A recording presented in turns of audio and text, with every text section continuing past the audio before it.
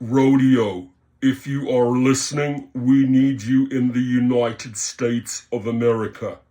So RODEO is reinventing UK gig work. We need players here, man. We need competition. And I was heavily involved with a company called Fair for 3 years. But if these guys in Canada cannot get their act together and get out there and get onto US soil, you have your hands tied. They supply the funding. I can only open all the doors, right? But a little bit disappointed, to be quite honest, that they're taking so long.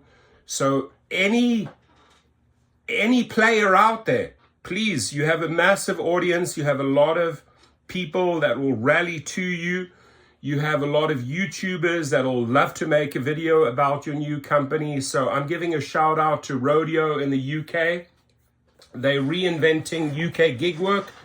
I would hope that the CEO would also add USA to the UK, right? Calling all speakers, are you working at the forefront of mobility, transportation, curb management, restaurant, retail, tech, delivery, or civic policy? Apply to speak at Curbivore, right? So Harry Campbell does Curbivore. I made a video last week. Go check it out. It's really worthwhile attending. He's done an amazing job on that annual event in LA. So for today's edition, we're checking in with Alfie Pierce-Higgins, co-founder of London-based RODEO. RODEO is a platform connecting gig workers with the delivery and mobility networks that rely on them. Given how different labor regulations, transportation patterns, and fleet choices look in the UK, this conversation illuminates a broad range of issues.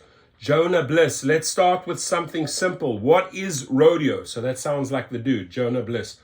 Alfie Pierce-Higgins, RODEO it's Alfie Pierce-Higgins. RODEO is a fairer and more efficient model for the gig economy. We are building a transparent, competitive market for the services of gig workers. That's him right there. For drivers, it is a single account where you can upload all your documents, demonstrate your experience and skills, and access new work opportunities with a single click. I almost said New York. For businesses, it combines the reliability of in-house delivery with the flexibility of outsourced delivery. So there he is, looks rather young. I like the name, RODEO. Come on, let's go on a rodeo here in the United States, right? I don't know how many places in the UK host rodeos. That's usually a US thing. You'll see that in Texas and that. I've been to one in Texas. They're a lot of fun, those rodeos. But bring the rodeo to the USA. Please, sir. We need you right here on this soil, right? There he is. So what was your background before founding the company, and what inspired you to start RODEO? We had all worked in different parts of the gig economy and seen both the good and the bad bits. I was CFO of Safe Boda, a driver-focused ride-hailing company in Africa. Both Will and Ali spent 5 years at Deliveroo. We then all worked together in the heady days of 2021 grocery delivery startups. On top of this, we've done deliveries for pretty much every company out there. So what I already love about these guys, RODEO, without having even met them or spoken to them, is that they come from the industry, right? That's where they started, deliveries and rideshare, right? And they grew into this. So I'll support you all day long. USA, hello, come over here. We've seen that lots of people like the flexibility of gig work, but we also believe that there needs to be more transparent and efficient model to help people find and choose the right work for them. Give us a lay of the land. What's the gig work sector like in the UK? The gig economy in the UK can best be described as being in flux. In our vertical, there are roughly 250,000 food delivery drivers. That's impressive. Most of whom work for multiple platforms and companies, the three biggest of which are Uber Eats, Deliveroo, and Just Eat. And even Deliveroo and Just Eat, come on over here, man. Come on. Everyone, you're invited to the party, to the US party. Everyone knows that regulation is coming, but no one is quite sure what it will look like. At the moment, drivers' independence is heavily premised on the right to substitute effectively unchecked account sharing. This leads to exploitation of vulnerable workers, jeopardizes customer safety, and encourages illegal immigration. So they have the same issue here as the United States, account sharing. People will go out, get accounts under their name, and then rent them out, right? Lease them out to immigrants, to illegal people that shouldn't be in the system. And they charge them a fortune, but that's a way for them to make money, right? They'll work for any dollar amount. So that's a problem in the UK. It's a massive, massive problem here in the United States. Uber and these companies need to get better at that, right? They need to find systems how to identify these issues and eliminate. You know, when you have people just working for anything, for peanuts, for cents, it completely destroys the business for those people, you know, in the system that need a job, right? If you have people coming in, renting accounts, illegal accounts to people that shouldn't even be there, or that illegally got there because, oh, you know, by the way, you can get an Uber Eats account in the UK. Come on over here, I'll hook you up. Creates problems. We believe that instead independence should be based on workers being able to make informed decisions and sell their services into a transparent, competitive market. What draws workers to the RODEO ecosystem? Anyone who has worked on or at food delivery platform knows that drivers usually come a distant third in the pecking order, with customers and restaurants being the priorities. RODEO is built by people who have done deliveries and believe that drivers' needs should be prioritized. I love that already. We don't always get everything right. Well, not the first time, but we listen to our users and try to design and build products around drivers. They actually listen to the drivers.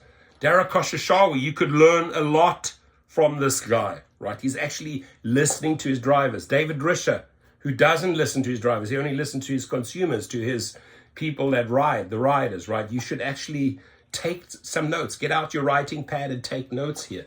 In the last year, we have built tools to help drivers track their income and monitor their performance, optimize earnings by seeing where and when the best jobs are, chat with other drivers and share and compare experience. We're now focused on helping drivers use their RODEO profile to find and apply for new work opportunities. I love it. What draws the gig companies to RODEO? Which are some of the companies you work with? We are currently working with businesses across the restaurant and grocery industry. Many face uncomfortable trade-offs when it comes to delivery. Outsourcing to a 3PL is flexible, but means giving up control of customer experience and sacrificing reliability. Doing it all in-house can be a hassle and reduces the ability to react to variable levels of demand. RODEO Works provides the best of both worlds. Companies can build and manage a flexible pool of drivers they trust while we manage the onboarding, contracting, and payments. And whenever they need more, they can tap into a pool of more than 14,000 verified, experienced drivers. Smart concept. How do you go about winning over the big gig platforms? What's your relationship with them like? Mixed.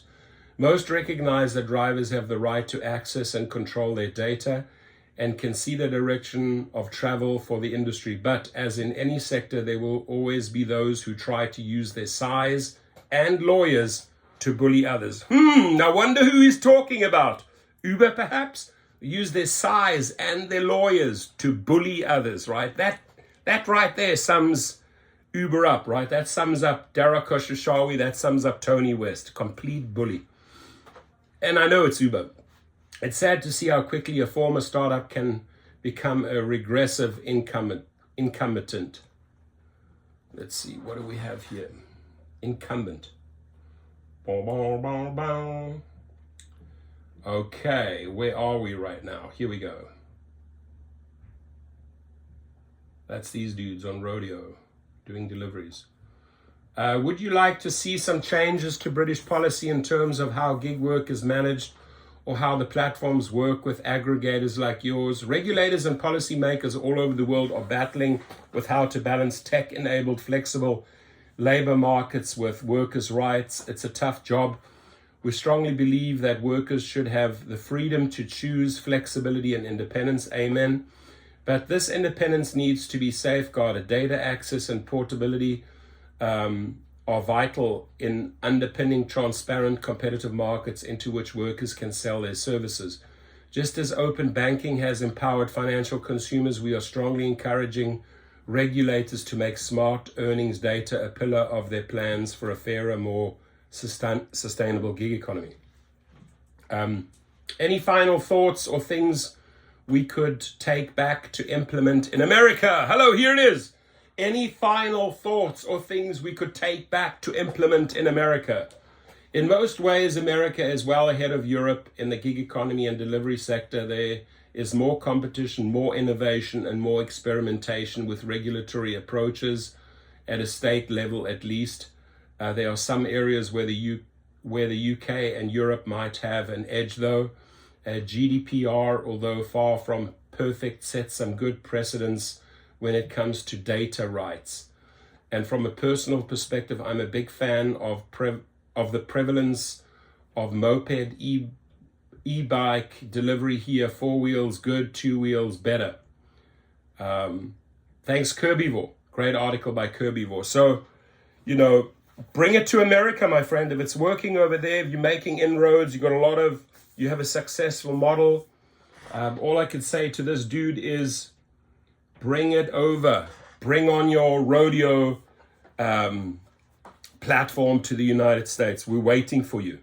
People here want to make money. They want to work with honest companies, not with companies that bully them, right? With attorneys. Uber? So have a good one, and please comment. Thank you.